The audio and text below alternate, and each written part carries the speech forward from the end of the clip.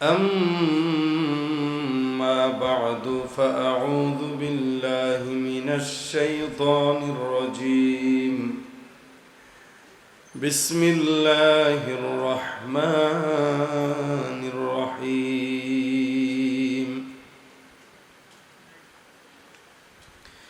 لقد جاءكم رسول من أنفسكم عزيز عليه ما عنتم حريص عليكم بالمؤمنين رؤوف رحيم. صدق الله مولانا العظيم وصدق رسوله النبي الكريم. وقال النبي صلى الله عليه وسلم: يا أيها الناس إنما أنا رحمة مهداة، أو كما قال النبي عليه الصلاة والسلام. وقال تعالى في شان حبيبه: إن الله وملائكته يصلون على النبي يا أيها الذين آمنوا صلوا عليه وسلموا تسليما।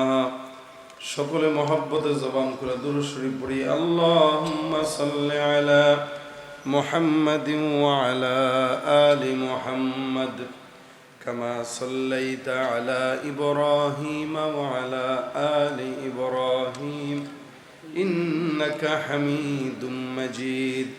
اللهم بارك على محمد وعلى آل محمد كما باركت على إبراهيم وعلى آل إبراهيم إنك حميد مجيد. আলহামদুলিল্লাহ। ভূম দক্ষিণ মোতাহার আলী ইসলামিয়া মাদ্রাসার ছাত্রদের দস্তারবন্দি উপলক্ষে 16তম বার্ষিক ওয়াজ মাহফিলে আল্লাহ পাক আজকে আমাদেরকে এই মুহূর্তে আসার বসার তৌফিক দিয়েছেন, পরিবেশকেও আমাদের অনুকূলে করেছেন। জবান খুলে কালিমাতুশ শুকর আদায় করে সকলে বলি আলহামদুলিল্লাহ। আমি আপনাদের সামনে মুখতাসার সময়ে দু চারটা ইনশাল্লাহ কথা বলবো। এর মধ্যেই আজকের মাহফিলের মধ্যমণি আখেরি মোনাজাত যিনি করবেন, আল্লামা খালিদ সাইফুল্লাহ আইবি সাহেব মাদ্দাজিল্লাহ আলী, উনি চলে আসবেন। ঠিক গত বছরের মতোই উনিও আসবেন ইনশাল্লাহ, আমিও বিদায় হব। যেহেতু শুক্রবার রাত, আমাদের সবারই জুমার ব্যস্ততা আছে, যত আগে যেতে পারি তত ভালো, মাহফিলও যত আগে শেষ হয় তত ভালো। ফজরের নামাজটাও যেন আল্লাহ পাক আমাদেরকে পড়ার তৌফিক দান করে। আমি আপনাদের সামনে কোরআনের একটি আয়াতের থেকে কিছুটা অংশ তেলাওয়াত করেছি। রাসূল সাল্লাল্লাহু আলাইহি ওয়াসাল্লামের হাদিস থেকে একটি হাদিসের অংশ তেলাওয়াত করেছি। আল্লাহ পাক যদি তৌফিক দান করেন, এই আলোকে, এই হাদিস এবং কোরআনের আলোকে দু চারটা কথা বলবো। মনোযোগের সাথে আওয়াজ দিয়ে মুজাহিদের মতো থাকতে হবে, পারবেন? দু চারজনের আওয়াজই মনে হইল, বাকিরা সামনে পিছনে ডানে বায়ে যারা আছে এরা সবাই আওয়াজ দেয়নি। সবাই বলেন পারবেন কিনা? বাস, এখন হয়েছে। গলার অবস্থা একটু বেগতিক, আপনাদের সাপোর্ট যদি থাকে হয়তো দু চারটা কথা বলতে পারবো। এই যে আওয়াজটা আমরা আপনাকে দিতে বলি, আপনাদেরকে বলি যে আপনারা ইনশাআল্লাহ বলেন, আল্লাহু আকবার বলেন, এই আওয়াজগুলো সাধারণ কোনো আওয়াজ না। আজকে আমরা বাংলাদেশে যারা অবস্থান করছি, যারা পাগড়ি লাগাচ্ছি, জুব্বা পড়তেছি, দাড়ি রাখতেছি, জিকির আজকার করতেছি, আমরা অনেক সময় প্যান্ট অথবা টি শার্ট পরনেওয়ালা মানুষদেরকে গালিগালাজ করে কাফের ফতোয়া, নাস্তিক ফতোয়া দিই সহজে। কিন্তু মনে রাখবেন, ফিলিস্তিনের এই সমস্ত টি শার্ট আর প্যান্ট পরোয়া ছেলেরাই ইসলামের জন্য, আল কুদসের জন্য জিহাদ করতেছে। আমাদের চাইতে ওদের ঈমান অনেক গুণে বেশি। আমরা খালি ফতোয়া দিতে পারি, কিন্তু আসল জায়গায় গেলে বোঝা যায়।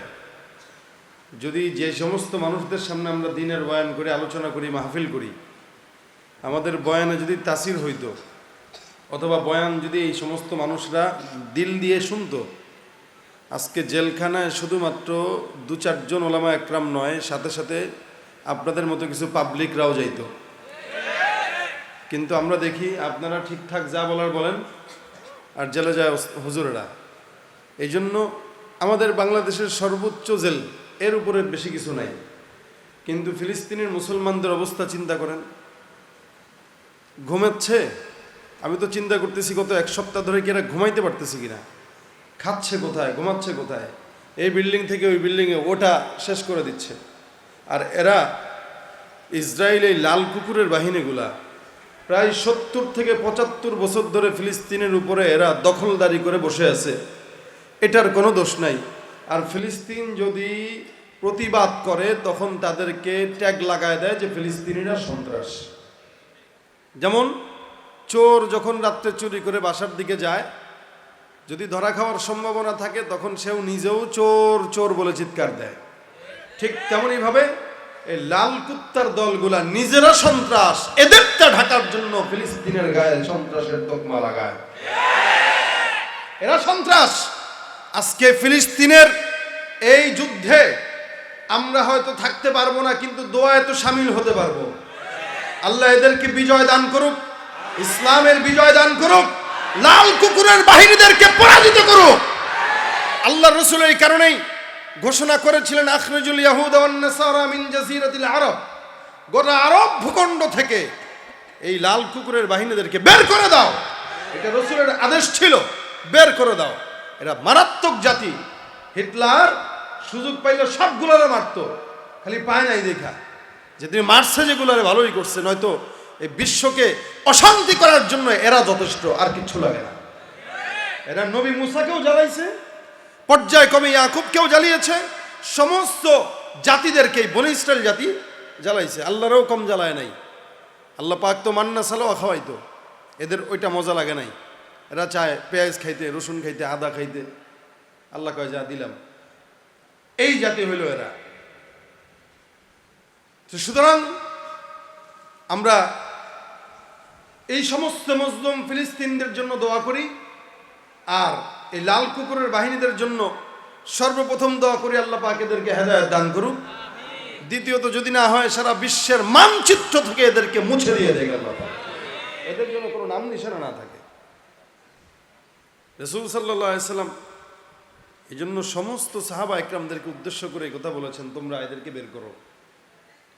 আল্লাহর নবীকে আল্লাহ পাক দয়ার নবী বানিয়েছেন, কিন্তু এরপরেও নবী বলতেছেন দরকার নাই, এদের সাথে দয়া দরকার নাই, এদেরকে বের করে দাও। এরা থাকবে তো ঝামেলা। অথচ আল্লাহ পাক, আমি যে আয়াতটা তেলাওয়াত করেছি, আয়াত আল্লাহ পাক বলেন, হারিসুন আলাইকুম বিল মুমিনিনা রাউফুর রহিম। মুমিনদের কষ্ট নবী সহ্য করতে পারতেন না। শুধু মুমিন নয়, একজন খ্রিস্টান মুশরিকের লাশও যদি রাসূলের সামনে দিয়ে যেত তো নবী বলতেন, আমি মুহাম্মদ বেঁচে থাকতে, আমি দোজাহানের বাদশা বেঁচে থাকতে একটা কাফের জাহান্নামী হয়ে গেছে, এটা মানা যায় না। রাসূল মানতে পারতেন না, রাসূল কান্না করতেন। যার কারণে শেষ বয়সে নিজের চাচা আবু তালেবের কানে কানেও আল্লাহ রাসূল সাল্লাল্লাহু আলাইহি ওয়াসাল্লাম এই কথা বলেছিলেন যে আপনি ইসলাম কবুল করেন। একবারের জন্য বলেন, একবারের জন্য বলেন, শুধু আমি নবীর কানে বলেন, লা ইলাহা ইল্লাল্লাহ মুহাম্মাদুর রাসূলুল্লাহ, একবার বলেন। আবু তালেব বলেছিল কি, মুহাম্মদ বিশ্বাস করি, তুমি যে সত্য নবী এটা জানি, কিন্তু মুখ দিয়া কালেমা পাঠ করতে পারবো না। কেন? ওই যে আমার দল যারা আছে এরা আজীবন আমরা গালি দিবে, এই জন্য তুমি মুহাম্মদের কালেমা ইমানের ছায়া তলে আমি আসতে পারবো না। কিন্তু নবী শেষ মৃত্যুর শেষ পর্যন্ত আবু তালেবকে মুসলমান বানানোর চিন্তা করেছেন, পারেন নাই, কারণ হেদায়েত কপালে নাই। এই জন্যই তো আল্লাহ পাক অন্য আয়াতে বলেন, ইন্নাকা লা তাহদি মান আহবাবতা ওয়ালাকিন্নাল্লাহা ইয়াহদি মান ইয়াশা, নিশ্চয়ই আপনি যাকে মন চায় তাকেই হেদায়েত দিতে পারবেন না। হেদায়েত একমাত্র আমি আল্লাহ পাকের হাতে, আমি যাকেই চাই তাকেই হেদায়েত এটা দান করে দিয়ে দিই। অনেক মানুষ তো আছে কোরআনও পড়ে কিন্তু হেদায়েত নাই।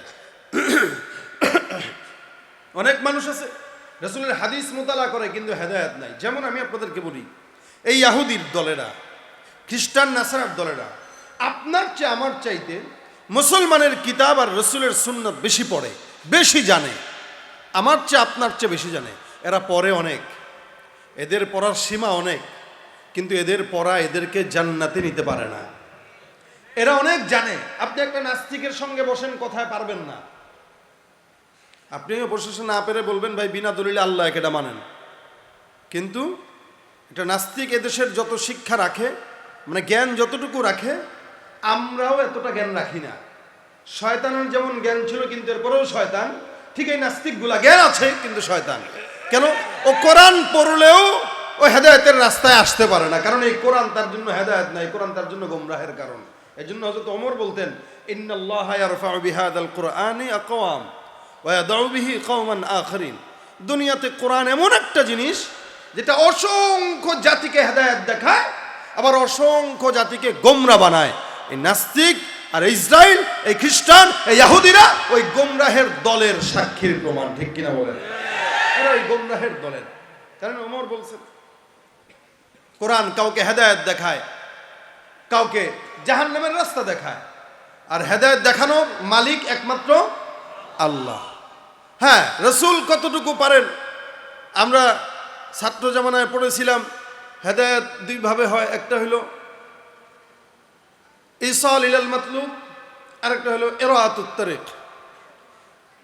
আল্লাহ পাক রব্বুল আলামিন বান্দার ইসাল ইলাল মাতলুব পর্যন্ত পৌঁছায় দেয়। অর্থাৎ এখান থেকে আমি কাউকে জিজ্ঞাসা করলাম, ভাই আমি সাভার যাব, আপনি বললেন এই রোডে উঠবেন, ভূম দক্ষিণ থেকে ওই দিকে যাবেন, হেমায়েতপুর দিয়ে একটু ঘুরে তারপরে ওইটা নিয়ে চলে যাবেন।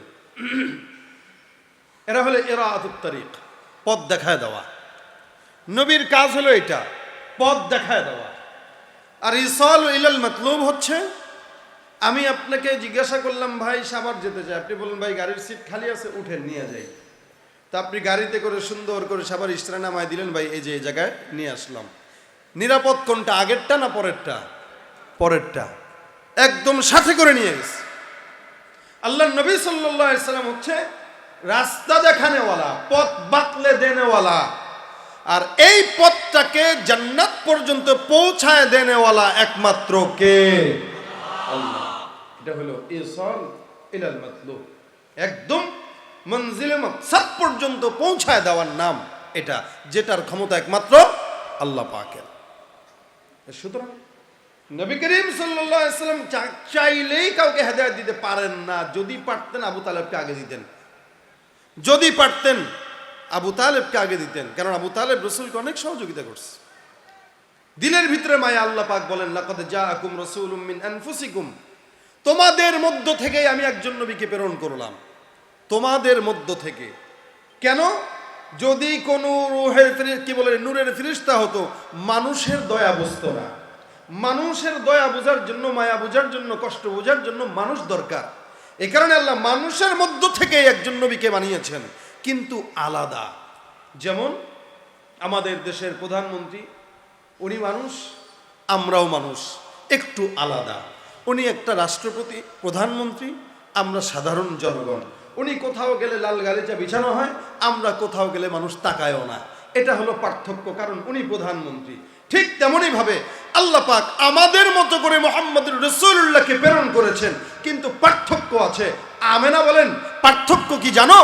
মুহাম্মদ যখন আমার গর্ভে আসে, এই তোমাদের তো পেট ব্যথা করে, তোমাদের তো বমি হয়, তোমাদের তো কত ঝামেলা হয়, আল্লাহর কসম মুহাম্মদ যে গর্ভে ছিল আমি বুঝিই নাই যে আমার গর্ভে সন্তান আছে।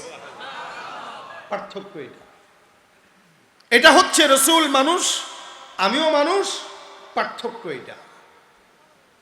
আমেনা বলেন, যখন মুহাম্মদ গর্ভ থেকে জমিনে আসে, তোমরাও মানুষ, মুহাম্মদও মানুষ, পার্থক্য কোথায়? পার্থক্য হলো মুহাম্মদ যখন জন্মগ্রহণ করে, অন্যান্য মানুষেরা উলঙ্গ হয়ে এরপরে নাপাক অবস্থায় জমিনে আসে, কিন্তু আল্লাহ পাক রাসূল সাল্লাল্লাহু আলাইহি সাল্লামকে জমিনে পবিত্র অবস্থায় আল্লাহ পাক তাকে সেজদারত অবস্থায় জমিনে প্রেরণ করেছেন। সুবহানাল্লাহ। এমন ভাবে ভূমিষ্ঠ হয়েছেন যেন উনি সেজদারত অবস্থায় আছেন। এটা পার্থক্য। মানুষ তো, কিন্তু পার্থক্য আছে। এরপরে আমেনা বলেন, তোমরাও মানুষ, মুহাম্মদ রাসূল সেও মানুষ, মুহাম্মদও মানুষ, পার্থক্য কোথায়? আর পার্থক্য আছে। বলে কি? তোমরা যখন তোমাদের প্রথম শব্দ উচ্চারণ করতা মুখ দিয়ে, তো তোমাদের কথা ছিল আব্বা অথবা আম্মা অথবা দাদা। যেটা মা বাবা বেশি উচ্চারণ করে সেটাই বাচ্চা বলে। তো কোনো মা বাবা উচ্চারণ শেখায়, আবার যদি নেককার পরহেজগার মা হয় তো সে বাচ্চার কানে দুধ খাওয়ানোর সময় বলে আল্লাহ, রান্না করার সময় বলে আল্লাহ, ঘুম পাড়ানোর সময় বলে আল্লাহ। তো বাচ্চা 1.5 বছর হওয়ার সাথে সাথে 1 বছর হওয়ার সাথে সাথে বলে আল্লাহ। হয় কি হয় না? এটা মা আর বাবার উপর। তো মুহাম্মদুর রাসূলুল্লাহ সাল্লাল্লাহু আলাইহি সাল্লাম কি করেছেন? আমেনা বলেন, তোমরা তো এটা সেটা বলো, কিন্তু আমার এই বাচ্চাটা 2 বছর যখন হয়, কথা মাত্র শিখে, ওর সর্বপ্রথম জবানের কথা ছিল কি তোমরা জানো? আমেনা বলেন, তার মুখের জবানের সর্বপ্রথম কথা ছিল এটা, আল্লাহু আকবার কাবীরা, আলহামদুলিল্লাহি কাসীরা, সুবহানাল্লাহি বুকরাতাও ওয়া আসীলা। এটা রাসূলের জবানের সর্বপ্রথম কালাম। জোরে বলেন, কি ছিল? বলেন, আল্লাহু আকবার কাবীরা, আলহামদুলিল্লাহি কাসীরা, সুবহানাল্লাহি বুকরাতাও ওয়া আসীলা। নবীজির সর্বপ্রথম জবানের কথা ছিল এটা। নবীও মানুষ, আমিও মানুষ। বলেন তো পার্থক্য আছে না নাই? একটু না অনেক বেশি? জামানার মধ্যে সবচাইতে আখলাকের দিক থেকেও সর্বশ্রেষ্ঠ মানুষ, জমিনের মধ্যে যত মানুষ আসছে এই যাবৎ পর্যন্ত সবগুলোর চাইতে আখলাকওয়ালা মানুষ, উত্তম মানুষ, দামি মানুষ, এমন কোনো মাখলুকাত নাই। নবী বলেন, এই যদিও আল্লাহ পাক রব্বুল আলামিন জমিনের মধ্যে আমি নবী হিসেবে পাঠাবে, আমার নামটা সবার উপরে, কিন্তু আল্লাহ পাক রব্বুল আলামিন জমিনের সবার আগে আমাকে নাম দিলেও পাঠাইছেন সবার পরে। যেমন নাকি আজকের মাহফিলে প্রধান অতিথির নাম সবার আগে খালেদ সাইফুল্লাহ আইয়ুবী, যখন দাওয়াত দিয়েছেন নামটা সবার উপরে দিয়েছেন, দাওয়াতটাও আগে দিয়েছেন, কিন্তু বসাবেন কিন্তু রাত 12টার পরে। কেন? বলে প্রধান অতিথি যিনি থাকে নির্বাচন হয় সবার আগে, লেকিন বসে সবার পরে। আমার পয়গম্বর মুহাম্মদুর রাসূলুল্লাহ সাল্লাল্লাহু আলাইহি ওয়াসাল্লাম জমিনে নবী হিসেবে আসবে। নবুয়তের লিস্টের মধ্যে আল্লাহ পাক রব্বুল আলামিনের পয়গম্বরের নামটা সবার উপরে, কিন্তু আমার পয়গম্বরের নাম যদিও সবার উপরে আছে, কিন্তু আল্লাহ পাক রাসূল করিম সাল্লাল্লাহু আলাইহি ওয়াসাল্লামকে সবার পরে প্রেরণ করলেন। শুধু তাই নয়, এই কথা ঘোষণাও করে দিয়েছেন। আল্লাহ পাক বলেন, এই নবীকেই শেষ নবী বানাইলাম। কিয়ামত পর্যন্ত যত গোলাম আহমদ মির্জা কাদিয়ানির বাচ্চারা নবী দাবি করলেও কোশ্চিন কালেও নবী হতে পারবে না, এদের লিস্টি কাফেরের খাতায় থাকবে। কিয়ামত পর্যন্ত যদি ওরা চিল্লাচিল্লি করে মুসলমান না কাফের, ওদেরকে যারা সহযোগিতা করবে তারাও কাফের। ঠিক কিনা বলেন? নবীর পরে নবী নাই, এ কথা কার? নবীর পরে নবী নাই, এ কথা আমার আল্লাহ। নবীর পরে নবী নাই, এ কথা আমার হাবিবের। সুতরাং কেউ যদি আমার পয়গম্বরকে আখিরি জামানার নবী হিসেবে না মানে, এই জিন্দেগিতে আমরা ঘোষণা করতে চাই, বাংলার মুসলমানরা কোশ্চিন কালেও তাদেরকে মুসলমান হিসেবে মানবে না, কাফের হিসেবে মানবে। কি হবে শেষ নবীজির উম্মত বলে দাবি করে যদি ওই নবীর চেয়ার কাদিয়ানীরা দখল করে? কি হবে শেষ নবীজির উম্মত বলে দাবি করে যদি ওই নবীর চেয়ার কাদিয়ানীরা দখল করে? নবীজির জন্য যদি রক্তের বহে নদী, নবীজির জন্য যদি রক্তের বহে নদী, তবুও হটবো না এই দাবি থেকে। কি হবে বেঁচে থেকে অযথা বিদ্যা শিখে যদি না গড়তে পারি শোষণবিহীন সমাজটাকে? ঠিক কিনা বেঠিক? নবী যে শেষ নবী, এ ব্যাপারে আপনাদের সন্দেহ আছে? আল্লাহ পাক বলেন, দামি কত বানাইলাম যার কারণে জমিনে অন্য কোন নবীকে এরকম সম্মান আমি আল্লাহ দেই নাই, তাকে যা দিছি শুধু তাকে নয় তার উম্মতদেরকেও দিয়েছি। রাসূল বলেন, আরে সব নবীর উম্মতরা পিছে পিছে, আগে আমারগুলো জান্নাতে ঢুকে যাবে। সুবহানাল্লাহ, সিরিয়াল আগে আমাদের। আলহামদুলিল্লাহ। মাঝে মাঝে যখন আমলের দিকে তাকাই মনে হয় আল্লাহ যে কি ফিডানটা দিবে রে, কিন্তু আবার যখন বলি না আমরা তো আখেরি নবীর উম্মত, তখন আশা থাকে যে না, রসুলকে যেহেতু ভালোবাসি ইনশাআল্লাহ জান্নাত দিবে ইনশাআল্লাহ। বিশ্বাস নাই আপনাদের? ইনশাআল্লাহর গিয়ার কম কে? জোরে বলেন ইনশাআল্লাহ। হ্যাঁ, এক সাহাবী রাসূল সাল্লাল্লাহু আলাইহি ওয়াসাল্লামের কাছে এসে বলতেছেন, মাতাসসা, রাসূল কিয়ামত কবে?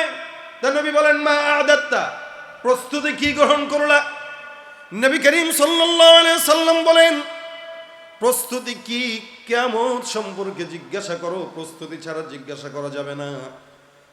সাহাবী ডাক দিয়া বলেন, ইয়া রাসূলুল্লাহ, আবু বকরের মতো আমল নাই, ওমরের মতো আমল নাই, ওয়ালাকিন ইন্নী উহিব্বুল্লাহ ওয়া রাসূলা, কিন্তু আমার দিলের মধ্যে আল্লাহ আর আল্লাহর রাসূলের মহব্বত আছে। আল্লাহর নবী সুন্দর করে ডাক দিয়া বলেন, ইন্নাকা মা'মান আহবাবতা, সুতরাং যার সঙ্গে মহব্বত রাখবা আল্লাহ তার সঙ্গে জান্নাতে ঘুরাবে।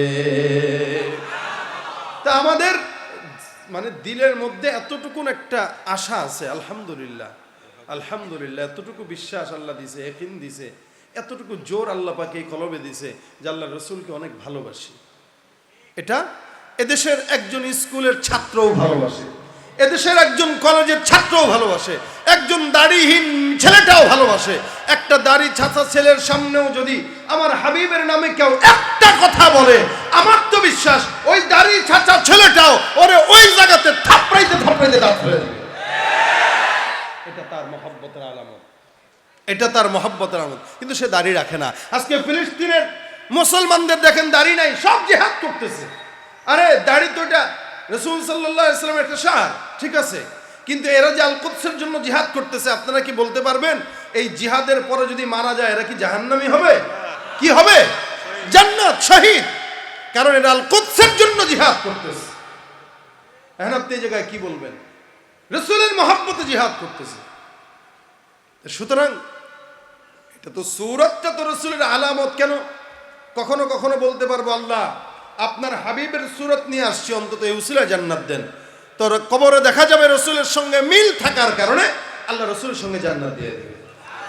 ওই যে বলছেন আমার উমামান আহাব্বা, যার সঙ্গে যার ভাব, জবানে নাই দাড়ি, আমলও করে না, নামাজও পড়ে না, সুন্নতও মানে না, দেখা যায় কার মতো বলে ম্যাক্রোর মতো, যা ওই ওই শয়তানের সাথে জাহান্নামে দে।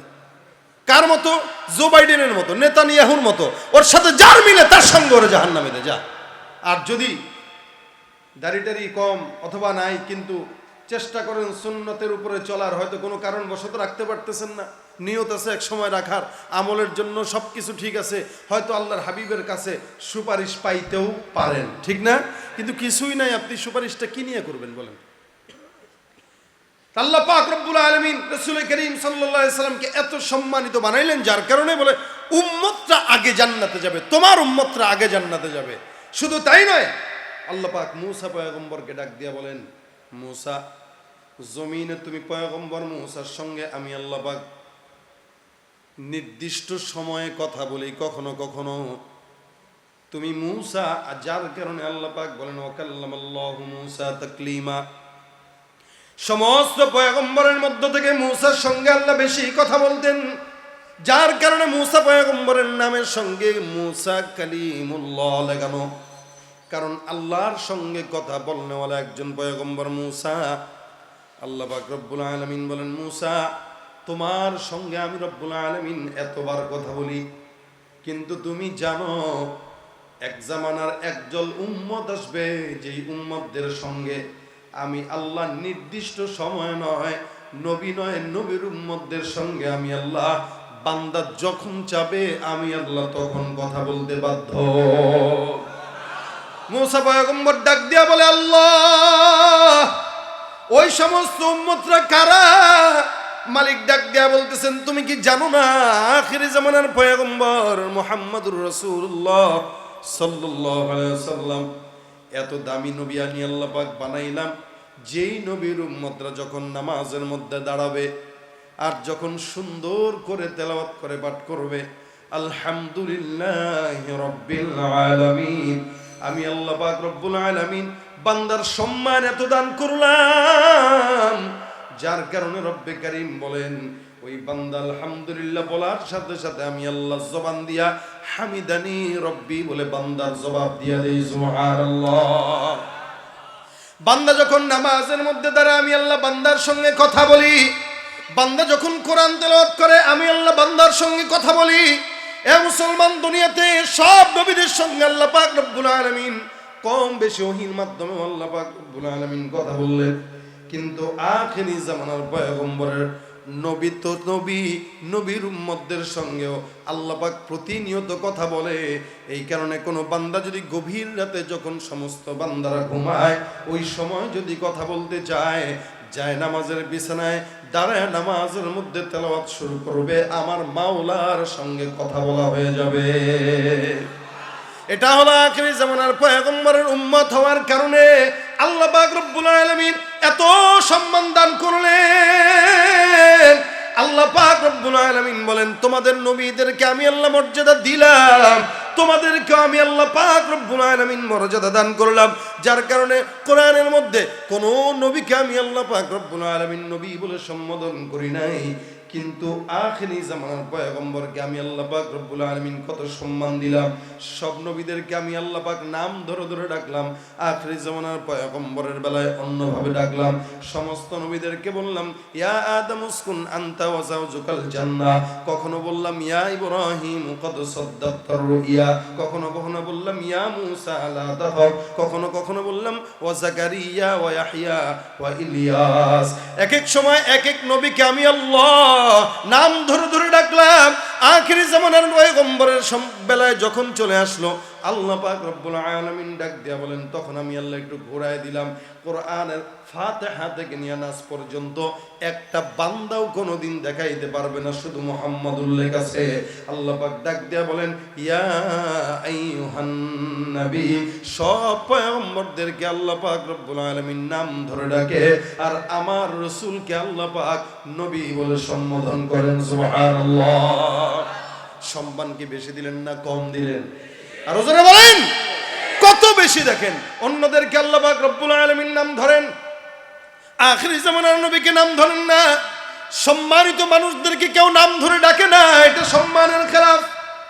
যদিও সে বয়সে ছোট, যদিও সে মুরব্বীর কাতারে যায় নাই, যদিও বয়স তার 50-70 হয় নাই, কিন্তু 70 বছরের একজন মুরব্বী যিনি 50 বছরের একজন ওলামায়ে কেরাম বুজুর্গ আল্লাহওয়ালা, একে নাম ধরে ডাকাটা আদবের খেলাফ। এটা আল্লাহ পাক রব্বুল আলামিন রাসূলের মাধ্যমে শিখাইছেন, যার কারণে খালেদ সাইফুল্লাহ আইয়ুবী সাহেবকে অনেকেই হযরত বলেন, শায়েখ বলেন, পীর সাহেব বলেন বা আইয়ুবী সাহেব বলেন, নামটাও বলেন সাথে সাথে সাহেবটাও উচ্চারণ করে। বলে সাহেব না বললে তো সমস্যা নাই, বলে সাহেবটাই উনার নামের সম্মান, ঠিক না? আল্লাহ পাক নবীর নামও ধরেছেন কিন্তু সাথে সাহেবটা লাগাই দিয়েছেন আর কি। এটা আল্লাহ পাক রব্বুল আলামিনের রাসূলের প্রতি সম্মান। তোমরা অন্যদেরকে যেভাবে নাম ধরে ধরে ডাকো, রাসূলকে এভাবে নাম ধরে ডাকো না। কি বলবা? বলে ইয়া রাসূলুল্লাহ বলো, অথবা আল্লাহর রাসূল বলো, অথবা আল্লাহর নবী বলো, অথবা আল্লাহর হাবিব বলো, কিন্তু নাম ধরে ডাকো না। এটা রাসূলের নামের অমর্যাদা। সে রাসূলের চাচা হোক। আব্বাস রাদিয়াল্লাহু তাআলা আনহু বলেন যদিও আমি রাসূলের চাচা, জমিনে খালি আমি আগে আসছি, এটাই আমার কৃতিত্ব, এছাড়া আমার কোনো কৃতিত্ব নাই, কিন্তু মুহাম্মদুর রাসূলুল্লাহ সাল্লাল্লাহু আলাইহি ওয়াসাল্লাম আমার পরে আসলেও সে মর্যাদার দিক থেকে সারা জমিনের ভিতরে সবচাইতে দামি, যার কারণে বয়সে বড় আর কি, রাসূলের মর্যাদায় রাসূল বড়। সুতরাং এই কথাটা উম্মতের প্রত্যেকটা সম্মানিত ব্যক্তির সাথে মিলায় দেওয়ার জন্য নবী বলেছেন তোমরা বড়দেরকে শ্রদ্ধা করো, ছোটদেরকে স্নেহ করো, যার সম্মান যেখানে, বাস আনজিলিন নাস মানাজিলাহুম, যাকে যতটুকু সম্মান দেওয়া দরকার। আল্লাহ পাক রব্বুল আলামিন নবীকে সম্মান দিলেন এই কারণেই কি, অন্য নবীদেরকে নাম ধরে ধরে বলেন, কিন্তু মুহাম্মদুর রাসূলুল্লাহকে বলেন ইয়া আইয়ুহান নবী। কখনো কখনো আল্লাহ পাক রব্বুল আলামিন বলেন ইয়াসিনুল কুরআনিল হাকীম, কখনো বলেন তাহা মা আনজালনা আলাইকাল কুরআন লিতাশকা। আল্লাহর নবী পয়গম্বর কখনো বিছানার মধ্যে ঘুমায়, চাদর মুড়ি দিয়ে আমার পয়গম্বর ঘুমাইতেছেন। আল্লাহ পাক রব্বুল আলামিন সুন্দর করে ডাক দিয়ে দিলেন, ইয়া আইয়ুহাল মুজাম্মিল, হে চাদরওয়ালা। একটা জায়গাতে আল্লাহ পাক ইয়া মুহাম্মদ বলেন নাই। আল্লাহ পাক অন্য আয়াতের মধ্যে বলেন, ওয়ামা মুহাম্মাদুন ইল্লা রাসূল। দেখেন, ওই যে বললাম নামটা উল্লেখ যখন করেছেন পাশে লকবটাও লাগাই দিয়েছেন। আল্লাহ পাক বলেন মুহাম্মদ তো নয়, সে হলো আল্লাহর রাসূল, এটা তার লকব। আবার অন্য আয়াতে বলেন মুহাম্মাদুর রাসূলুল্লাহ ওয়াল্লাযীনা মাআহু আশিদ্দাউ আলাল কুফফার। মুহাম্মদ কেমন হবে, মুহাম্মাদের সাহাবারা কেমন হবে, আল্লাহ পাক রব্বুল আলামিন আয়াতের মধ্যে বর্ণনা করেন। যার কারণে আল্লাহ পাক তাও সমস্ত কিছু বর্ণনা করে দিয়েছেন যেন রাসূলের উম্মতরাও কেমন এটাও যেন বান্দারা জানে। অন্য আয়াতে আল্লাহ পাক রব্বুল আলামিন বলেন, মা কানা মুহাম্মাদুন আবা আহাদিন মিন রিজালিকুম ওয়ালাকিন রাসূলুল্লাহ ওয়া খাতামান নাবিয়্যিন। এখানে আল্লাহ পাক রব্বুল আলামিন বলেন মুহাম্মদ তোমাদের পুরুষের পিতা নয়, মুহাম্মদ তোমাদের পুরুষের পিতা নয়। মুহাম্মদের সর্বপ্রথম পরিচয় ওয়ালাকিন রাসূলুল্লাহ, মুহাম্মদ হলো আল্লাহর রাসূল। দুই নম্বর পরিচয় খাতামান নবিয়্যিন, মুহাম্মদ সাল্লাল্লাহু আলাইহি ওয়াসাল্লাম আখিরি জামানার পয়গম্বর। যার কারণে আমি আল্লাহ পাক রব্বুল আলামিন তার সম্মান বর্ণনা করে এখানে উল্লেখ করলাম। রাসূলের পরিচয় একটা, তিনি হলেন আল্লাহর রাসূল। যারা বলেন কার রাসূল? আল্লাহর রাসূল। দুই নম্বর পরিচয় ওয়া খাতামান নবিয়্যিন, তিনি হলেন শেষ জামানার পয়গম্বর। কিয়ামত পর্যন্ত আর কোন নবী আসার সম্ভাবনা নাই, ঠিক কিনা? ভাইরা আমার, আল্লাহ পাক রব্বুল আলামিন বলেন এই সম্মান দিয়ে আমি আল্লাহ তাকে নাম উল্লেখ করি নাই, যার কারণে এক এক জায়গায় এক এক রকম করে সম্মান দিলাম। ঠিক উম্মতদেরকেও আমি আল্লাহ পাক রব্বুল আলামিন মর্যাদা দান করলাম। কেমনে? সমস্ত নবীদের উম্মতদেরকে আল্লাহ পাক কখনো কখনো কাঙ্গাল, কখনো কখনো এই সেই বলে ডাকছে। আল্লাহ বলছেন ইয়া আইয়ুহান নাস, হে মানুষেরা। আর ইমানদার উম্মতের বেলায় যখন আসছে আল্লাহ পাক রব্বুল আলামিন বলেন ইয়া আইয়ুহাল্লাযীনা আমানু, অর্থাৎ হে ইমানদারের দলেরা। সুবহানাল্লাহ। সব নবীর উম্মতদেরকে এক নামে ডাকে, আর আপনার আমার মতো ইমানদারকে আল্লাহ পাক মুমিন বলে ডাকে, মুসলমান বলে ডাকে। আর আমরা সেই মুমিনের খাতায় নাম লেখায়া আমাদের না আছে ইসলাম, না আছে ইমান, না আছে সুন্নাত, না আছে দাড়ি, না আছে নামাজ রোজা, সারা বছর চলে যায়, একবার মসজিদে যায় ঢু দেয় না, সপ্তাহ চলে যায়, জুমার নামাজও পড়ে না, রোজাও রাখে না, যাকাতও দেয় না, নিজেকে মুসলমান বলে পরিচয় দিতেও অনেকে আছে দ্বিধাবোধ করে। সে জন্মসূত্রে মুসলমান, তার বাবা মুসলমান, তার দাদা মুসলমান, সেও মুসলমান। আরে সাহাবা কেরামদের যত যদি রক্ত দিয়া জীবন দিয়ে ইসলাম আনা লাগতো, আমাদের দেশের মানুষ ইসলাম ছাড়া এক পাও চলতো না। যেহেতু রক্ত দেওয়া লাগে নাই, জীবন দেওয়া লাগে নাই, যার কারণেই এদেশের মানুষের কাছে ইসলামের দাম নাই। কোনো কিছু করতে গেলে বলে ভাই সব জায়গায় ইসলাম আইনেন না, বলে কিনা এটা? সব জায়গায় ইসলাম নিয়েন না, ইসলাম সব জায়গায় নেন কেন? বিয়ে করবে বিশাল বড় করে গেট সাজাইছে, ভাই গেট সাজা ইসলামে তো নিষেধ। ধর্মীয় ইসলাম দূরে রাখেন তো, পোলাপানের বিনোদন দরকার আছে। ইসলামকে দূরে ফেলে দিয়ে বিনোদন দেখছে, ইসলামকে দূরে ফেলে দিয়ে মিথ্যা দেখতেছে, ইসলামকে দূরে ফেলে দিয়ে রাজনীতির সময় করবে। আরে ভাই রাজনীতি করতে একটু দিক সেদিক করা লাগে, বাদ দেন তো, ইসলাম পরে আনেন। আমি বলতে চাই যেই জিনিসে ইসলাম নাই ওই জিনিস কোনো দিন ভালো নয়, ওইটা হচ্ছে কুফরি মতবাদ, অথবা ওইটা কোনো গুনাহের কাজ, ওইটা কোনো ইমানদারের কাজ হতে পারে না। যেটাতে ইসলাম থাকে না, যেটাতে আল্লাহর নাম থাকে না, ওইটাতে বরকত থাকে না, ওইটা কোনো মুসলমানের কাজও হতে পারে না। আল্লাহ পাক রব্বুল আলামিন রাসূলকে দেখেন কতটুকু সম্মান দিলেন, যার কারণে কোরআনের সব জায়গায় রাসূলের উম্মতদেরকে আল্লাহ পাক ইমানদার ইমানদার ইমানদার বলে ডেকেছেন। এটা নবীর সম্মানের কারণে। মানুষ তার বাবার সম্মানে সম্মানিত হয়, আর উম্মত তার নবীর সম্মানের কারণে সম্মানিত হয়। নবীর শান্তি প্রতিষ্ঠার সর্বপ্রথম ভূমিকা ছিল এটা। এই ইয়া আইয়ুহান নাস কুলু লা ইলাহা ইল্লাল্লাহ তুফলিহু, তাই মানুষেরা তোমরা এক বাক্যে বলো লা ইলাহা ইল্লাল্লাহ মুহাম্মাদুর রাসূলুল্লাহ। আপনারা তো সবাই পারেন, পড়ছি আমিও, আপনারাও। এইটা পড়েই তো যত আকাম করে। দেখবেন আগে ব্যবসা করতো, প্যান্ট শার্ট পইরা জমে নাই, এখন চিন্তা করছে কি করে ব্যবসা করতে, টুপি একটা লাগাই দিয়েছে, জুব্বা একটা পড়ছে, এই ইসলামের লেবাস দিয়া বাস এবার শুরু হয়েছে ব্যবসা। এখন মানুষ তো মনে করে সে তো ভালো হয়ে গেছে, কিন্তু সে তো আর ভালো হয় নাই, সে তো আগের মতোই আছে মাসুদ। এ তো আর ভালো হয় না। আগে উল্টাপাল্টা করতো ভিন্ন পরিচয়, আর এখন উল্টাপাল্টা করে সুন্নতি পরিচয়। এলো বাটপাড়ির ধরন। আমরা আমাদের লেবাসকে নিয়ে নিছি বাটপাড়ি, সিটারি, গুনাহ, এই সমস্ত কাজের জন্য। রাসূল সাল্লাল্লাহু আলাইহি ওয়াসাল্লাম শান্তি প্রতিষ্ঠায় সবাইকে কথা বলতেন, এই কালেমা পড়ো। কালেমা মানে কি? লা ইলাহা ইল্লাল্লাহ মুহাম্মাদুর রাসূলুল্লাহ পড়ে ফেললাম, হয়ে গেল না। রাসূল সাল্লাল্লাহু আলাইহি ওয়াসাল্লাম এটা দাওয়াত দেওয়ার জন্য, এই এতটুকুন বাণী সারা জমিনের মধ্যে পৌঁছানোর জন্য 23টা বছর মার খেয়েছেন।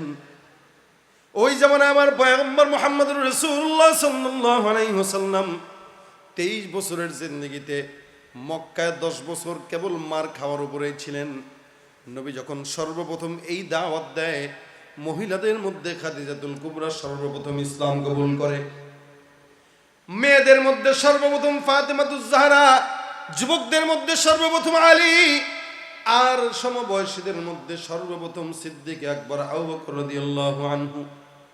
আল্লাহর নবী দোয়া করলেন, আল্লাহ এই কয়টা দিয়ে ইসলামের উন্নতি করা সম্ভব না, মালিক তুমি একজনকে কবুল করো, দুজনের একজনকে।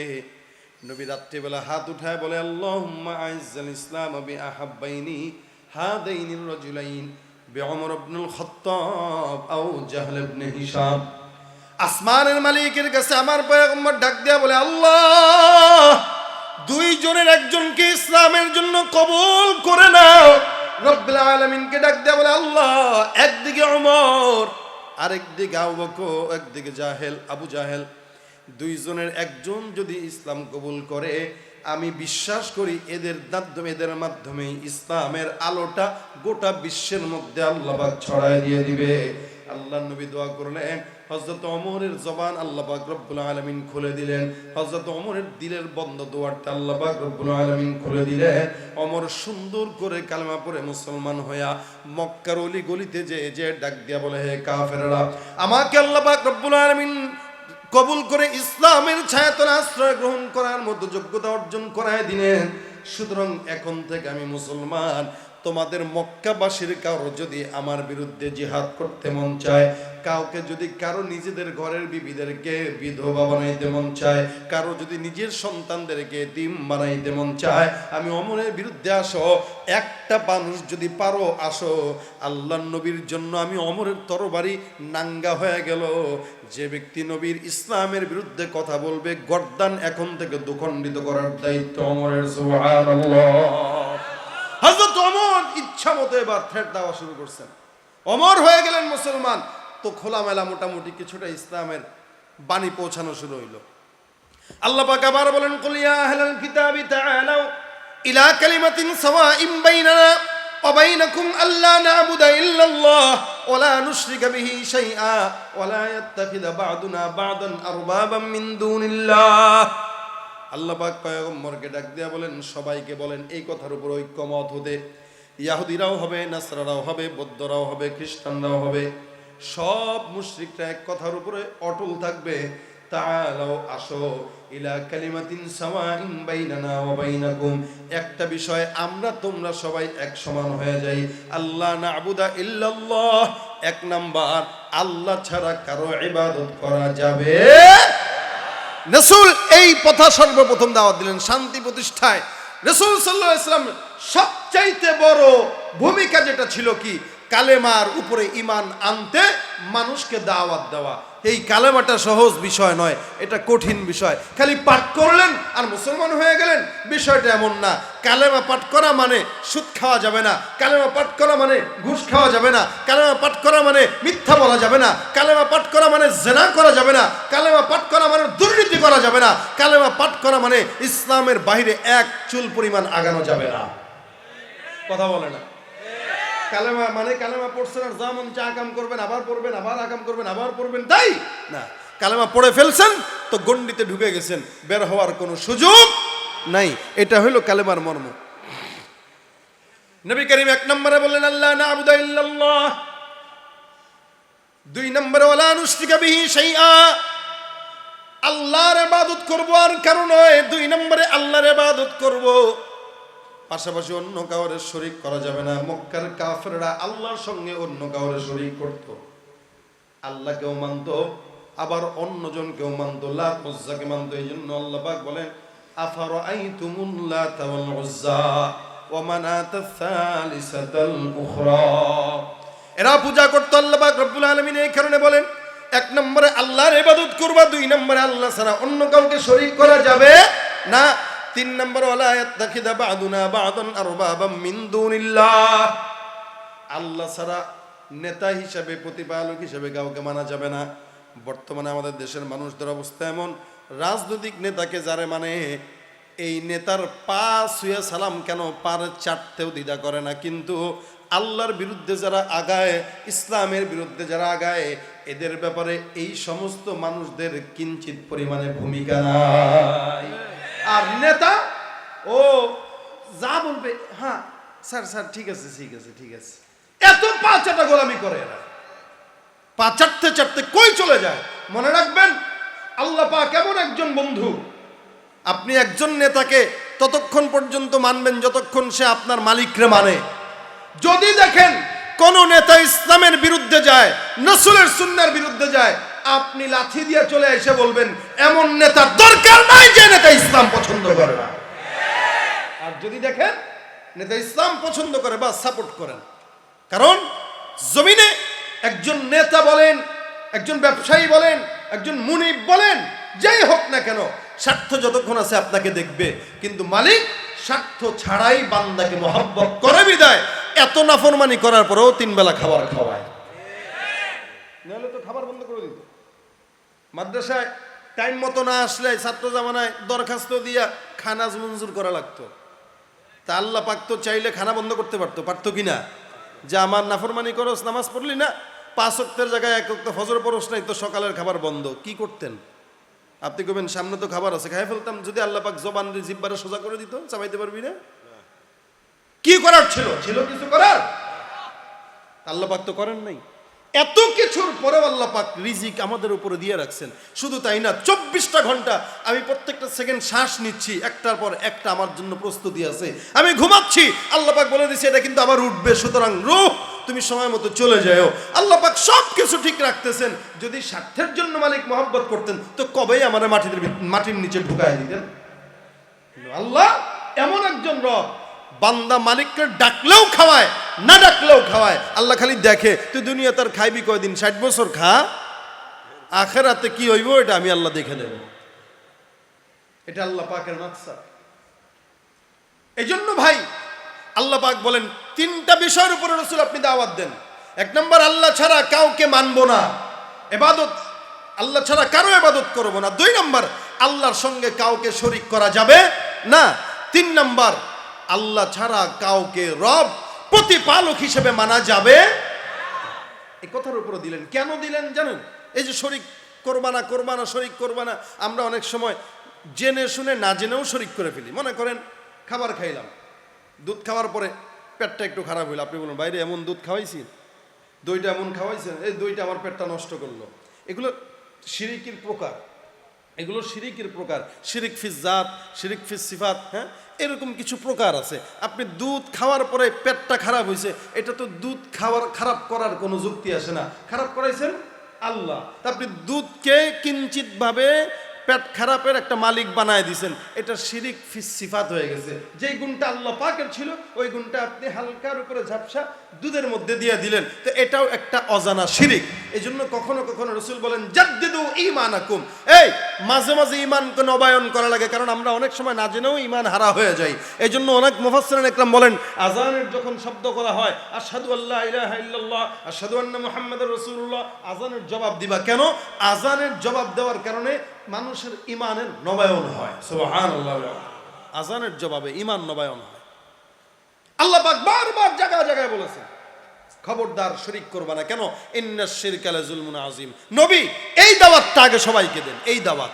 আজকে মুসলমান হয়েও মুসলমান আল্লাহকে বাদ দিয়া নেতার পূজায় লিপ্ত হয়ে গেছে, মুসলমান আল্লাহকে বাদ দিয়া মন্ত্রীর পূজায় লিপ্ত হয়ে গেছে, আল্লাহকে বাদ দিয়ে তারপরে ব্যবসায়ীর পূজায় লিপ্ত হয়ে গেছে। এগুলোর কথা আল্লাহ বলছেন, ওয়ালা ইয়াত্তাখিযা বা'দুনা বা'দান আরবাবাম মিন দুনিল্লাহ।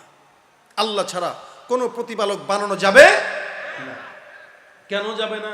যাদেরকে বানাইতেছেন এদের কি অবস্থা? আল্লাহ পাক একটা উদাহরণ দিয়া বলেন, ইয়া আইয়ুহান নাসু দুরিবা মাসালুন ফাসতামিউ লাহ ইন্নাল্লাযীনা তাদউনা মিন দুনিল্লাহি লা ইয়াখলুকু যুবাবান ওয়ালাউ ইজতামাউ লাহ ওয়া ইয়াসলুবুহুমুদ যুবাবু শাইআন লা ইস্তানকিযুহু মিন দুআফাত তালিব ওয়াল মাতলুব।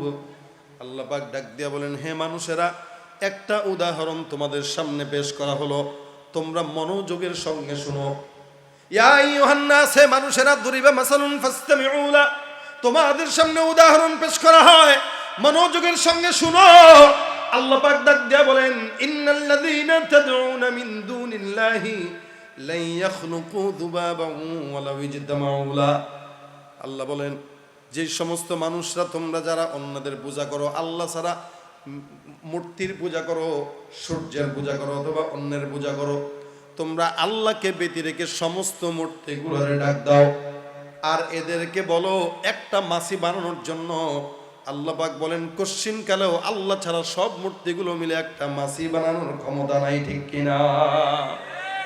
এটা আল্লাহ পাক বলতেছেন, এটা উদাহরণ দিতেছে। এই তোমাদেরকে উদাহরণ দিই, তোমরা একটু ডাকো তো দেখি একটা মাছি বানাইতে পারে কিনা। কি বলেন? রবট তো বানাইতেছে না? রবট, প্লাস্টিক, ব্যাটারি যতক্ষণ আছে ভিতরে ততক্ষণ কথা বলবে, তারে গন্ডগোল তো বাস শেষ, কথা উল্টো পাল্টা হয়ে যাবে। এটা রবট। কিন্তু একটা প্রাণী সমস্ত মানুষরা মিলেও যদি চায় পারবে বানাইতে? আল্লাহ মাছির কথা বলছেন, যুবাবা।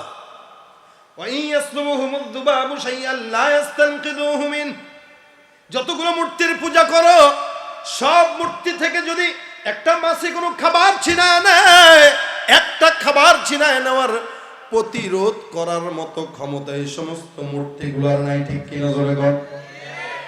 যতগুলো, এই জন্য ইব্রাহিম পয়গম্বর সুন্দর করে যায় মূর্তির সামনে বলে, এই তোমার সামনে আসলাম, খাবার রাখলাম, খাবার খাও, অথবা খাবার নিয়ে গেলাম ফেরাও, অথবা এই যে তোমার নাকের মধ্যে মাছি বসছে, মাছিটাকে ফেরাও। ইব্রাহিম নবী তাকায় দেখে মূর্তি লা ইয়াদুররু ওয়ালা ইয়ানতিকু ওয়ালা ইউকাল্লিমু, একটাও মূর্তি কথা বলতে পারে না, খাইতেও জানে না, ধরতেও জানে না, ক্ষতিও করতে জানে না, উপকারও করতে জানে না। ইব্রাহিম নবী বলে, আরে এমন কোন মূর্তির পূজা মানুষ করে যেই মূর্তি মানুষের ফিরাইতেও পারে না, উপকারও করতে পারে না? আমার মনে হয় এটা কোনোদিন আল্লাহ না। সূর্যের দিকে তাকায় মনে করছে সূর্য মনে হয় আল্লাহ। এরপরে বলে, না না, এটাও তো আল্লাহ না। চন্দ্রর দিকে তাকায় ডাক দিয়ে মানে, হাদা রব্বি হাদা আকবার। ফালাম্মা ফালাত ক্বালা ইয়া কওমি ইন্নী বারিউম মিন। যখন নাকি আবার ওটা ডুবে যায় তখন বলে, না না, এটার থেকে পানা চাই, এটাও আমার রব না, ওইটাও আমার রব না, মূর্তিও আমার রব না। তার মানে ইব্রাহিম পয়গম্বর অবশেষে সিদ্ধান্ত মনোনীত হলেন, ইন্নী ওয়াজ্জাহতু ওয়াজহিয়া লিল্লাযী ফাতারাস সামাওয়াতি ওয়াল আরদা হানিফাও ওয়া মা আনা মিনাল মুশরিকিন। সব দেখার পরে ইব্রাহিম নবী বলেন, আমি যাকে বুঝলাম, যাকে জানলাম, এমন একজন মালিক আছে যাকে দেখা যায় না, ওখান থেকে কলকব্জা নারে, নিশ্চয়ই আমি তার দিকেই আমার মুখ ফেরায় দিলাম। ওই আল্লাহ ছাড়া আর কাউকে আল্লাহ বলে মানি না, মানা যাবেও। আল্লাহ পাক ডাক দিয়া বলে, এদের এতটুকু ক্ষমতা নাই যে একটা কিছু ছিনাই নিয়ে যাবে। ওয়া ইয়াসলুবুহুমুদ দুবাবু শাইআন লা ইস্তানকিদুহু মিন দুআফাত তালিব ওয়াল মাতলুব। এরা যাদের কাছে চায় আর যারা চায়, অর্থাৎ মূর্তিদের কাছে চায়, মূর্তিরাও দুর্বল। দুআফাত তালিব, যারা চায় তারাও দুর্বল। ওয়াল মাতলুব, যার কাছে চাওয়া হয় সেও দুর্বল। এই জন্য আল্লাহ পাক বারবার নবীকে ডাক দিয়ে বলেন, নবী আপনি ইমানের দাওয়াত দেন, কালেমার দাওয়াত দেন, বান্দাদেরকে নামাজের কথা বলেন, আর এক আল্লাহ ছাড়া অন্য কোনো জায়গায় শরীক করার কথা বলবেন না। আল্লাহর কাছে ইবাদত করতে বলবেন। আল্লাহ ছাড়া অন্য কোনো দল নাই, অন্য কোনো রব নাই, অন্য কোনো শরীক নাই। একটা ইমানদার যখন এই কথার উপরে সাক্ষী দান করবে, আল্লাহ পাক ইমানের কারণে, রাসূল হাদিস শরীফে বলেন, যার কলবের মধ্যে কানা ফি কলবিহি মিসকাল হাববাতিন মিন খারদালিন মিনাল ঈমান দাখালাল জান্নাহ। নবী বলেন, একদম বিন্দু পরিমাণ ইমানের ছিটে ফোঁটা যদি কোনো ইমানের কলবে থাকে, আল্লাহ পাক ওই ইমানদারকে বিনা হিসাবে জান্নাত দান করে দিবে। এটা রাসূলের হাদিসের ওয়াদা। ছোট্ট থেকে ছোট্ট একদম সরিষা দানা পরিমাণও যদি ইমান নিয়ে কেউ কবরে যায়, আল্লাহ পাক জান্নাত দিবে, একদিন না একদিন দিবে। কারণ কবে দিবে এটা হলো কথা। কাউকে 1 কোটি বছর জ্বালাইতে পারে, কাউকে 1000 কোটি বছর জ্বালাইতে পারে। যেই সমস্ত মানুষরা মনে করে গুনাহ যেমন চাই করি, জান্নাত তো একদিন পাবো, এই কারণে আমি তো ইমানদার, এটাও মাথায় রাখতে হবে। কেউ যদি নামাজ পড়ে না, মানেও না, স্বীকারও করে না, সে কিন্তু কাফারা। যার নামাজ নাই, তার ইমান নাই, সে হলো কাফের। জোরে বলেন ঠিক কিনা? সমাজের মধ্যে অনেক মুসলমান আছে, সপ্তাহে একদিন জুমার নামাজটাও পড়তে আসে না, ঈদের নামাজটাও পড়ে না। কোনো নামাজ এমন নাই যেই নামাজটা সে পড়তে আসে, মসজিদে কোনো দিন দেখা যায় না। নবী বলেন, এই মুসলমান আর কাফেরের মধ্যে পার্থক্যকারী হলো নামাজ। যার নামাজ নাই তার ইমানও নাই। সুতরাং নামাজ পড়বেন না আর বলবেন ইমানদার, এই ইমানের কোনো দাম নাই। তখন তাকে আর ইমানের খাতায় লেখা হবে না। কারণ গুনাহ এটা দায়েম যখন হতে থাকে, গুনাহ মানুষকে কুফরির দিকে ঠেলে দেয়। সব সময় ছোট হোক গুনাহ, এই গুনাহটা যখন সব সময় করবেন, তখন ওই গুনাহ আপনাকে ইমান থেকে বের করে কাফের বানায় দেবে। এই জন্য আপনি মনে করেন না যে আপনি ইমানদার, আল্লাহ আপনার একদিন না একদিন জান্নাতে দিবে। কারণ আপনি কখন কাফের হয়ে বসে আছেন আপনি নিজেও জানেন না। ওটা কার জন্য? যে ব্যক্তি ইমান আনছে, নামাজ আদায় করছে, সুন্নাত মানছে, কোনো ভুল হয়ে গেছে, তখন না তারা জাহান্নামে দিবে। আর ওই ইমানের কারণে একদিন না একদিন জান্নাতে দিবে। কারণ এই যে সাদা জামা, এই সাদা জামার ভিতরে ময়লা দমে, আপনি বউরে দিলেন ধোয়ার জন্য, বউ ধুইল, আস্তে আস্তে করে ধুবে, ময়লা পরিষ্কার হবে না। এটাকে পরিষ্কার করার জন্য আছাড় দিতে হয়, বেশি জোরে জোরে ডলতে হয়। হ্যাঁ, ওয়াশিং মেশিনে দিলে এটা অনেক জোরে জোরে ঘুরে। আপনি চিন্তা করলেন পাতলা জামা, বউ তুমি যেমন আছাড় দিতেছো, এটা তো এভাবে তো ছিঁড়ে যাবে। এখন বউ যদি মায়া করে খালি চুবাই রাখে আর উঠায় দেয়, দেখবেন ময়লার জায়গায় আছে, কোনো লাভ নাই, পরারও যোগ্যতা হবে না, কোনো জায়গায় পড়ে যাবেন, এই কোয়ালিটিরও থাকবে না। তা আমরা ইমানদার ঠিকই, কিন্তু জান্নাত তো পবিত্র জায়গা, ওই জায়গায় যাওয়ার জন্য তো একটা যোগ্যতা অর্জন করা লাগে। এখন গুনাহের যেই দাগ আমরা আমাদের শরীরে বসায় নিলাম, এই দাগ দিয়া কেমনে জান্নাতে দিবে? এই কারণে আল্লাহ পাক শুরুতে এই দাগগুলোর মোছার জন্য একটু জাহান্নামে দিয়া কবে বান্দা একটু ধোয়া মোছা করার জন্য পাঠাইছি আর কি। বেশি দিন লাগবে না, হয়তো কারোর জন্য 5 বছর, কারোর জন্য 10 বছর, কারো 100 বছর, কারো 1,00,000 বছর। তোর ময়লা অনুযায়ী তোর ওয়াশ করা হবে, ওয়াশ শেষ, এবার জান্নাতের উপযুক্তি বা সোজা জান্নাতে ঢুকে শেষ। কথা মনে হয় বুঝেন না আপনারা, ঘুমাইতেছেন। এইটা হইল ইমানদারের ইমান থাকার পরে যদি নামাজের মধ্যে গুনাহ হয় অথবা চলতি পথে গুনাহ হয়ে যায় তখন সেটা। কিন্তু যেই ব্যক্তি নামাজই পড়ে না, যাকাতি দেয় না, হজই মানে না, কিচ্ছু মানে না, ওর তো ইমানই নাই, ও থাকবে কিভাবে জান্নাতেও বা যাবে কিভাবে? এই জন্য নবী করিম সাল্লাল্লাহু আলাইহি ওয়াসাল্লাম বলেন, ইমানের পরে যেটা, মান আহাব্বা সুন্নতি ফাকাদ আহাব্বানি ওয়া মান আহাব্বানি কানা মাই ফিল জান্নাহ। কোন ব্যক্তি যখন আমি পয়গম্বরের মহব্বত অর্জন করতে যায়, সে যেন আমার সুন্নতকে মহব্বত করে। মান আহাব্বা সুন্নতি ফাকাদ আহাব্বানি ওয়া মান আহাব্বানি কানা মাই ফিল জান্নাহ। যে আমার সুন্নতকে মহব্বত করলো সে আমি নবীকে মহব্বত করলো, যে আমি নবীকে মহব্বত করলো সে আমি নবীর সঙ্গে আল্লাহর জান্নাতে গেল। সুবহানাল্লাহ।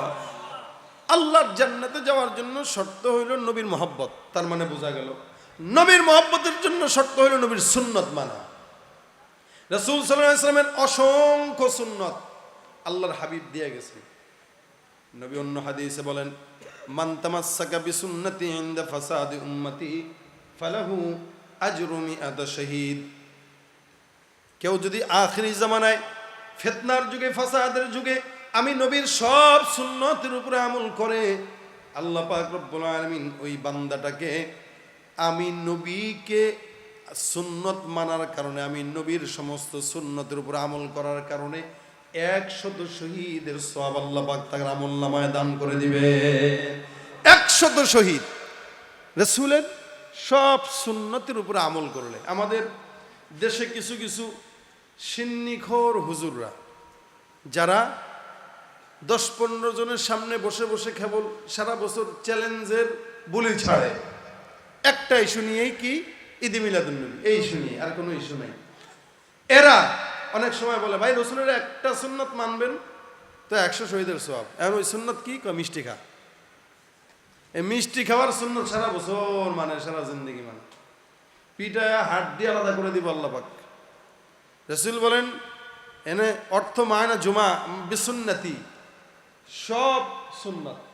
এটার ভিতরে মেসোয়াক আছে, সালাম আছে, কি বলে নামাজের আগের পরের সুন্নত আছে, মানুষের সঙ্গে হাসি মুখে কথা বলা সুন্নত আছে, রসুলের যত সুন্নত আছে সব।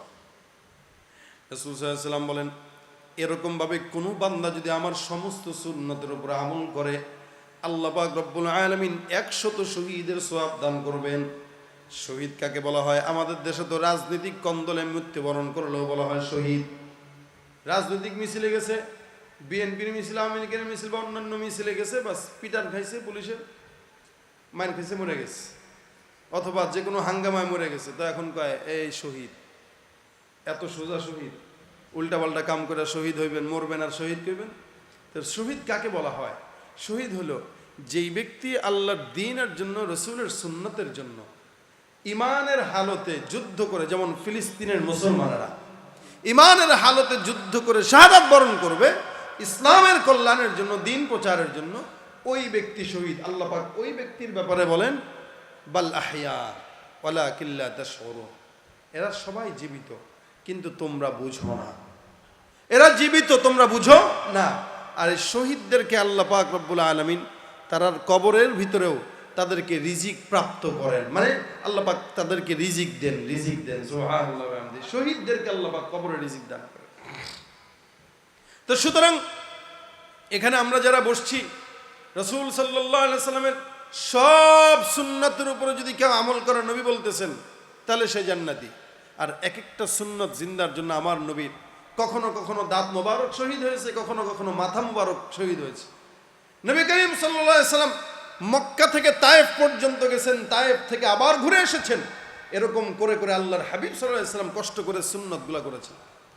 অন্যতম সুন্নত আমি আপনাদেরকে বলি, 1 নম্বর রসুল বলেন আফশুস সালাম। আফশুস সালাম। রসুলের অসংখ্য সুন্নতের ভিতরে অন্যতম একটা সুন্নত হইল সালামের প্রচলন ঘটানো। বলেন তো কিসের প্রচলন?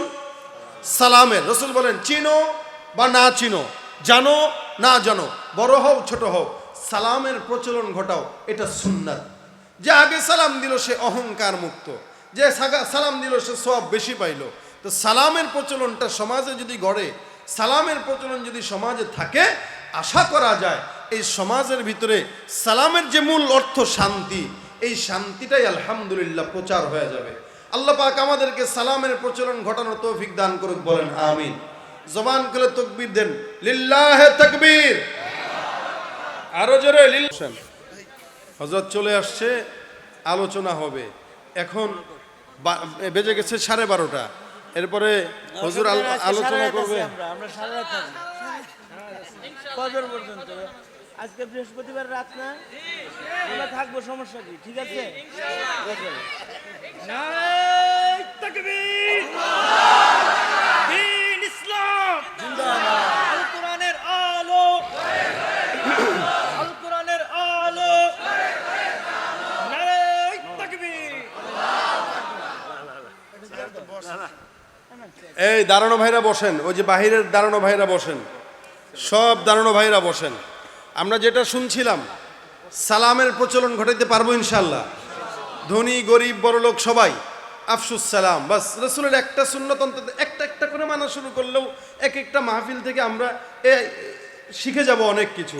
অনেক ভাইরা আছে 40 বছর পর্যন্ত ওয়াজ শুনে নিজে দাঁড়িয়ে রাখে না, এখনো বউরও সালাম দেয় না, যার কারণে বউ পাশের বাড়ির বেড়ার লগে আকাম করে।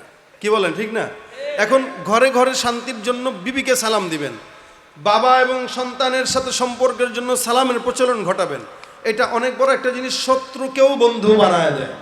সালামের প্রচলনটা শত্রুকেও বন্ধু বানায় দেয়। এই কারণে আমি নিজে সহ, আপনারা সহ সবাইকে সালাম দেব ইনশাআল্লাহ। আল্লাহ পাক সালামের প্রচলন, এবং কিভাবে? আসসালামু আলাইকুম, হ্যাঁ কিভাবে? আচ্ছা, শুরুর হামজা আর শেষের মিম। আমাদের ও যাত্রাবাড়ির শায়েখ আমাদেরকে শিখাইতেন দর্শে, এই তোরা সালাম শিখোস না, খালি মানুষের বদদোয়া দেশ, মৃত্যুর বদদোয়া। নবী করিম সাল্লাল্লাহু আলাইহি ওয়াসাল্লামের সামনেও এক ইহুদি সালাম দিয়েছে, সালাম আলাইকুম। তা নবী বলেন ওয়ালাইকুম সালাম আলাইকুম, মানে তোর মৃত্যু হোক। তা রসুল কয় এরকম যদি কেউ দেয় তা তুমি বলবা ওয়ালাইকুম, তোর মৃত্যু হোক। আর কেউ যদি বলে আসসালামু আলাইকুম, তুমি বলো ওয়ালাইকুমুস সালাম। সালামের মানেই হচ্ছে শান্তির দোয়া। তা আমরা আমাদের নেতা অথবা দুর্নীতিবাজ অথবা সুদখোর ঘুষখোর যদি হয়, ওদেরকে যদি মন চায় আসসালামু আলাইকুম দিবেন, সমস্যা নাই, কিন্তু মুসলমানদেরকে আসসালামু আলাইকুম। এখন কি করব? ওয়াজ আর গজল। ওয়াজ তো শেষ, আচ্ছা ঠিক আছে, তাই গজল হোক। গলা ভাঙা। কোনো আমি সমস্যা নেই, আমরা বাংলা গলায় শুনবো। গলা ভাঙা নিয়ে আসছি আজকে, এই জন্য আমি এরপরে মাইকের জুত পাইতেছি না, তেমন চিন্তা করলাম প্যারার নেওয়া দরকার নেই। আপনারা তো শুনেনি, আর কত গজল শোনাবো। উনি আমারে বলেন যে ভাই আপনি আস্তে আস্তে গজল বাদ দেন, কিন্তু উনি মাহফিলে আসলে আমারে বলে গজল গা। বুঝছেন? এখন যেহেতু হজরত আসছেন, ইনশাল্লাহ কি গজল গাবো, কি গাবো বলেন, কি গাবো আপনারা বলেন। এই শোনেন, ফিলিস্তিনের যে অবস্থা চলতেছে, আল্লাহ মাফ করুক, জানি না এটা কোন যুদ্ধের দিকে আগায়, তবে এটা মনে রাখবেন ইমাম মাহাদি হয়তো আসার সময় আস্তে আস্তে ঘনায় আসতেছে। দোয়া করেন দাজ্জালি ফিতনা থেকে আল্লাহ আমাদেরকে বাঁচাক, আর আমাদের সন্তানদেরকে বা আমাদেরকেও ইমাম মাহাদির সৈন্য হিসেবে কবুল করুন। ওই মাহাদির সৈন্যরা গর্জে ওঠো, শহীদি তামান্না বুকে নিয়ে, সুফিয়ানি মতবাদ রুখতে হলে এখন থেকেই থাকো তৈরি হয়ে।